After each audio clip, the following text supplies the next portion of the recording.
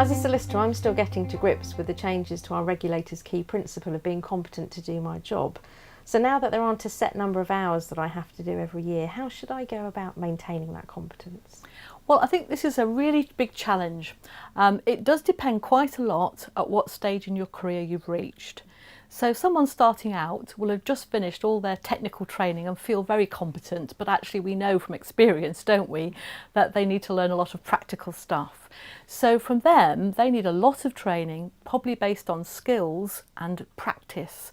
So that's a very different kind of training to someone like yourself who's more senior, and you might have some particular topics you need to know about because the law's changed, but the direct competence to do your job is there inherently because you've been doing it for so long.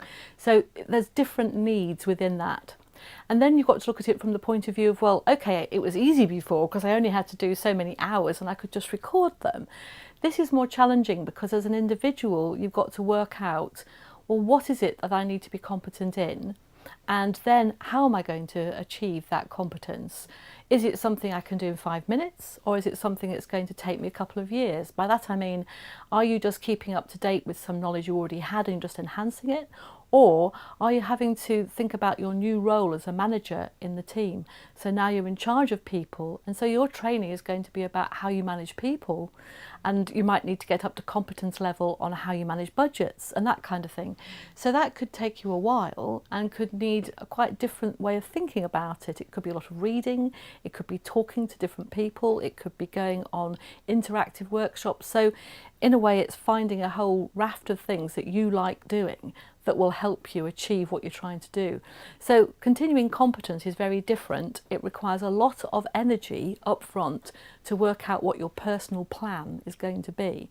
And obviously if you're not the manager, but simply, if I can put it that way, the lawyer in practice, then you've also got to work within what the firm will let you do and what the firm will pay for you to do. So you could say, well, I as an individual really want to be the bee's knees at drafting trusts, but the firm wants you to write wills and do probate and has no interest in you writing trusts. So you have to take a kind of career look at that and say, well, okay, if that's what I really want to do, then I'll keep up to date with what I've got to do for my job, but I will also embark on my own study to be this next stage in my career. If the firm won't help me, then I will do it for myself.